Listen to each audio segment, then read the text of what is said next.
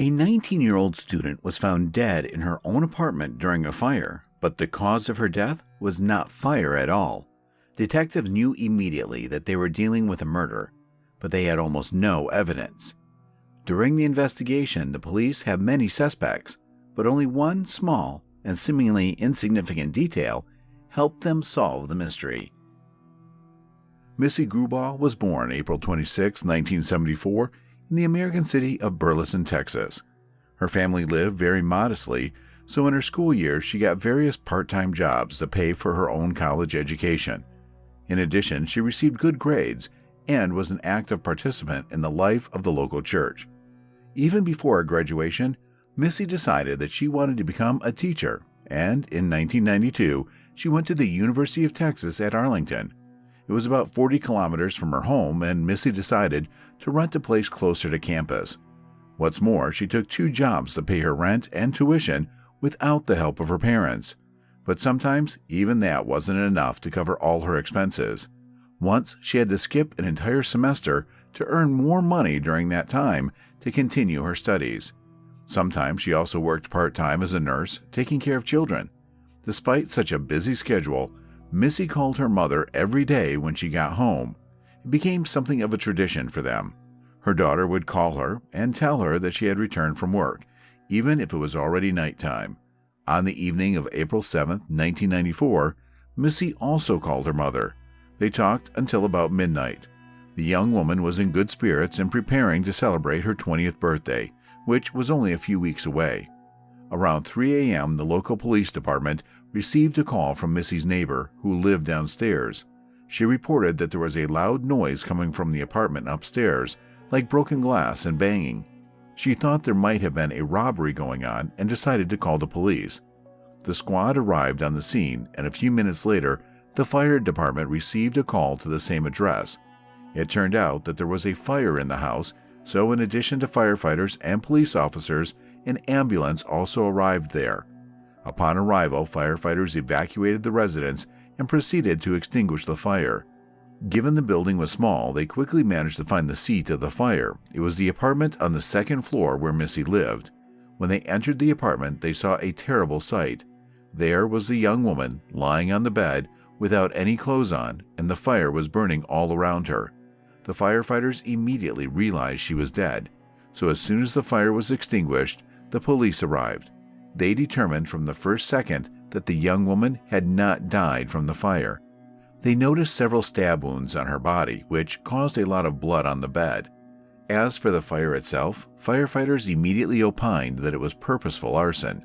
Moreover, when they first arrived at her apartment, they smelled a strong odor of gasoline. After examining the apartment more thoroughly, the firefighters were conclusively convinced that they were dealing with arson. Someone had poured gasoline all over the apartment and left, leaving the dead young woman inside. However, the perpetrator had closed the front door, which made the extent of the fire not as large. There was not enough oxygen in the apartment to keep the flames burning. The police quickly identified the deceased as Missy Grubaugh. In the meantime, her body was handed over to medical examiners, and they conclusively confirmed that the young woman had died before the fire started. This was confirmed by the stab wounds on her body and the lack of smoke traces in her lungs. If the victim had been alive when the fire started, even when she was unconscious, she would have inhaled smoke and the experts would have noticed it. They also determined that the young woman had been abused and were able to extract a sample of the perpetrator's DNA because of it. The police found a knife in Missy's apartment, which they believed was the murder weapon. Unfortunately, no prints were left on it. Apparently, the killer had washed it in the sink before setting the fire. Nor could the DNA sample from the victim's body help them get a lead on a suspect. In 1994, there was no way yet to load that data into the database to match the DNA of previous convictions, but the police had their first lead almost immediately. It turned out that a week before her death, Missy had filed a police report on a co-worker she had worked with at the coffee shop. A young guy had lost his place and was looking for someone to stay with for a while until he could find a new apartment. Of all his co-workers, Missy was the only one who agreed to help and let him stay with her.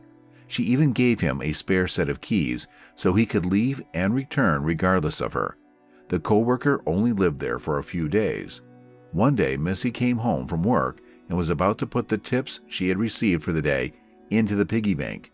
She kept saving small amounts to add to her tuition and rent, and by then she had almost $1,000 in her piggy bank.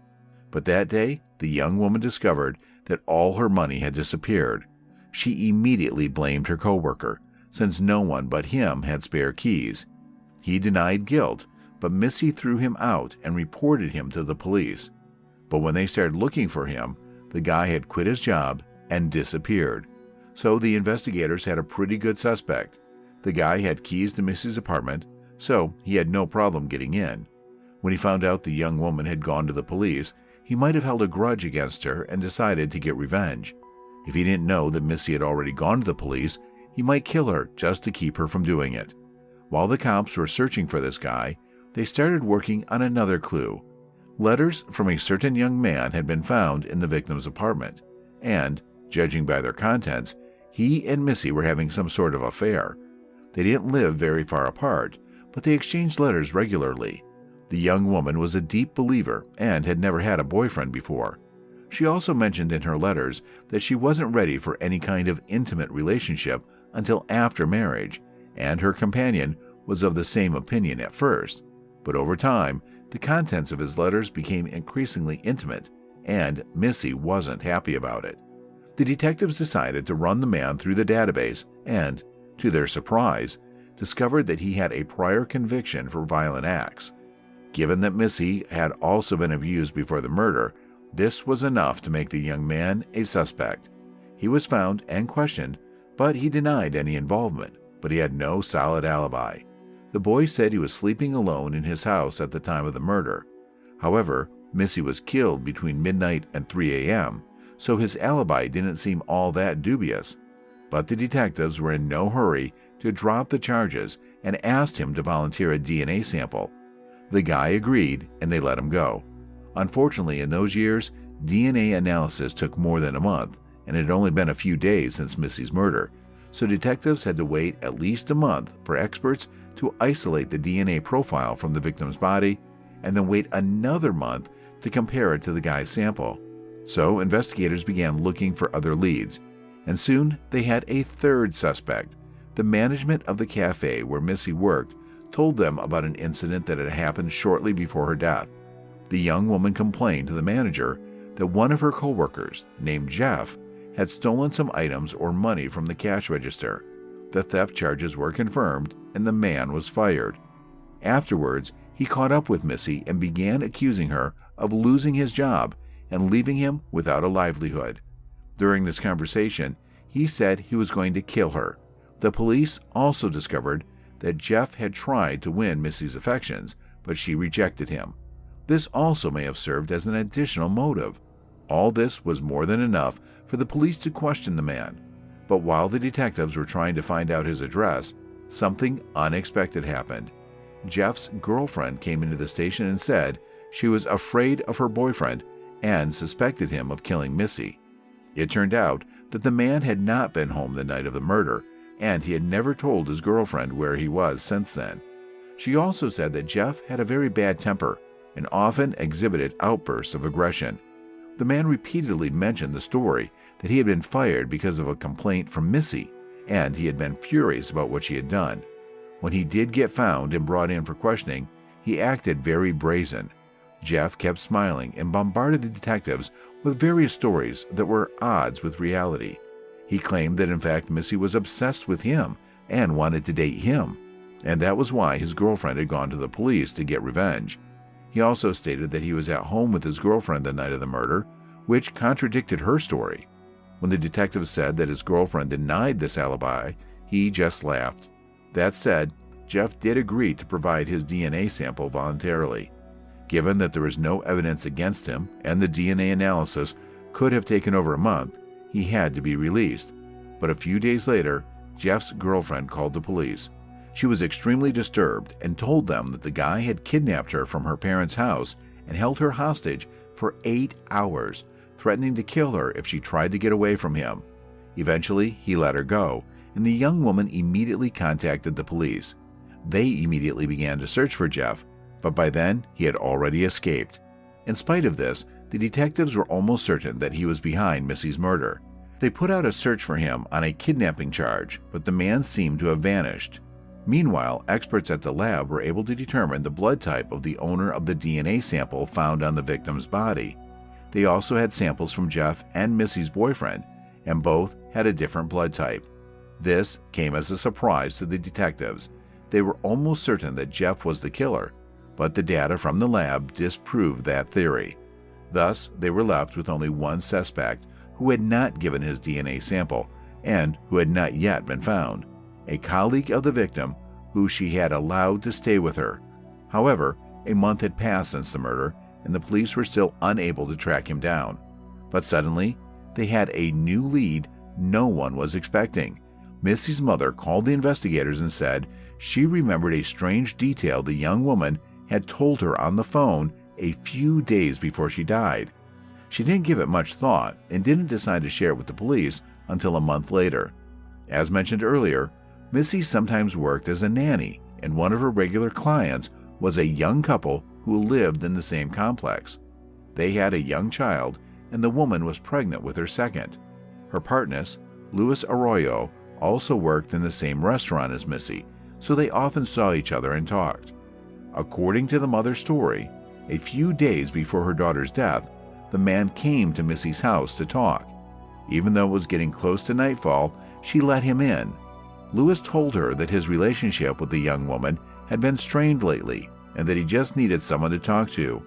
But what followed was something that struck the police as extremely strange. Missy told her mother that after the conversation, they got into a mock pillow fight. It was hard for detectives to imagine a 32-year-old man and father coming to a 19-year-old young woman's house near midnight and then having a pillow fight. But according to Missy's story, that's exactly what happened. In a conversation with her mother, she didn't give it much thought, but the police decided to check on the man. They found out that Luis had no criminal history, had served in the army, and was a model employee at the restaurant. But after talking to his coworkers, the detectives learned a very interesting fact. Of course, after Missy's murder, the restaurant employees were constantly discussing the subject, and one day Luis said, "I hope they catch whoever killed and raped Missy as soon as possible." A little later he added that they might never find the culprit because all the evidence was burned in the fire. The problem was this: the police never disclosed that the victim had been abused before she died. It wasn't in the newspapers or reports. It wasn't even reported to her mother. So the detectives had a logical question. How did Luis know about it? When questioned, the man stated that he and Missy did talk a lot, but that he had nothing to do with her murder. He was calm and forthright in answering all of the police questions until the detectives asked him for a DNA sample, at which point Luis became visibly nervous. He asked why they needed his DNA, since the fire was supposed to destroy all traces of the perpetrator and his sample would have nothing to compare it to. You have to agree, that sounds pretty strange. It is worth noting that the police also did not disclose the fact that the experts received a sample of the killer's DNA. Therefore, no one knew whether they had this evidence or not. After these words, the detectives explained to Luis that they had a sample of the killer's DNA, and the man's behavior changed dramatically. He said he urgently needed to take his child somewhere and left the station, promising to come back the next day to take the DNA test. But he never came. A day later, the police went to his workplace, but the man was no longer there. The manager said his girlfriend called and asked to give Luis a couple of days off because he had to leave town. Along with this, the detectives discovered another interesting fact. Luis had married his girlfriend the day after he was questioned. At this point, they could only guess what was behind the move. But first, the investigators decided to talk to his wife. She said that on the day of the murder, Luis called her from work and said he was going to a bar with friends. He came home around midnight, took a shower, and said he was going for a run. He returned after 2 a.m., and his wife noticed that he smelled strongly of smoke and gasoline. The man was also coughing constantly, and his nose had traces of soot in it. His wife asked him what had happened. Luis then told her that he had run by Missy's house and noticed the fire. He went up to her apartment and saw that the place was engulfed in flames, and the young woman herself was lying on the bed. Luis tried to save her by giving her artificial respiration, but the smoke and flames forced him to run outside. Apparently, his wife was quite satisfied with the story, and they went to bed. As you have already realized, the detectives found a number of suspicious points in the story. Even setting aside the fact that the man decided to go for a run in the middle of the night, his further story defies any logic. First, how could he have gotten into Missy's apartment without keys? After the fire, forensics determined that there were no signs of forced entry on the door. This means that Missy let her killer in on her own, and according to Luis's story, he entered her apartment when she was already dead. Second, if his story is to be believed, he had just seen a dead young woman he had known for a year and a full-blown fire in the house next door, but instead of calling the fire department and the police, he decided to just go to bed. His wife apparently didn't see fit to do anything about the situation either. The police also learned Luis's blood type from his wife. It matched the blood type found on the victim's body. All of the above was enough to put a man on the wanted list, but his whereabouts remained unknown. The wife also asserted that she didn't know where her husband had gone, but the detectives didn't believe her. By then, they suspected that the woman was deliberately covering for Luis. In their opinion, he had told her a greatly altered story about the murder in which he had no choice, or Missy had attacked him herself. In other words, he had convinced her under some false pretenses not to cooperate with the police. But everything changed when the detectives told the woman that Missy had been abused before she died. Almost immediately thereafter, Luis's wife told them where he might be. At about the same time, police officers from the city of San Antonio found a burnt-out car that belonged to Luis and that his mother lived in the same city. Detectives went there and found the man himself, after which he was arrested. At the station, he acted extremely tense, lying on the floor, crying, and generally looking like he was on the verge of a nervous breakdown. But during his interrogation, Luis stated that he had indeed gone to Missy's apartment that night and had been intimate with her in a consensual manner. This account did not go well with the fact that the young woman's body was found with many wounds and bruises, not to mention the fire. Next, Luis's story became frankly bizarre. He said he didn't remember how events unfolded after that, but he may have stabbed her while denying that he had set the apartment on fire. The man did not actually deny his involvement in the murder, but he did not confess either. This made the detectives' job difficult, but now they could take a sample of his DNA. At that point, they already knew that Luis's blood type matched the killer's, and all they had to do was wait for the DNA results. Sometime later, the experts found a perfect match, and Luis was charged with murder. Given that he did not actually confess directly, the case went to trial. The man continued to insist that he and Missy had a consensual intimate relationship that night. As for the murder, he continued to give some vague version. Luis supposedly had no recollection of stabbing her, but did seem to recall taking a knife from the kitchen. He said the same thing about the fire. He remembered that there was a fire in the room, but he did not start it himself. According to the investigation, Luis had long had a liking for Missy, and in some ways was even obsessed with her. In favor of this one interesting fact, the man had worked in the same restaurant as Missy for almost a year, and he had moved into her compound 6 months before the murder. Considering that there were hundreds of similar complexes in their city, it would be logical to assume that Luis had chosen this particular place for the sake of living closer to Missy. In addition, in the days before the murder, he had visited her around midnight for no meaningful reason, which also seemed odd to the investigators. According to their version, on the night of the murder, Luis had gone to her apartment for the purpose of inducing Missy to have intimate contact. The young woman, who was a virgin at the time and was saving herself for marriage, rebuffed him, and Luis flew into a rage. He abused her, then killed her, and went to get gasoline. After setting the apartment on fire, he returned home and told his wife some made-up story in which he made up what had happened as an accident. Perhaps the story about the run and the attempt to save Missy came about only after investigators began to suspect Luis and informed him that the fire had not destroyed the killer's DNA. Upon learning this, Luis could have convinced his wife to tell the police how he had tried to save the young woman with CPR. Apparently, his wife really didn't know the truth.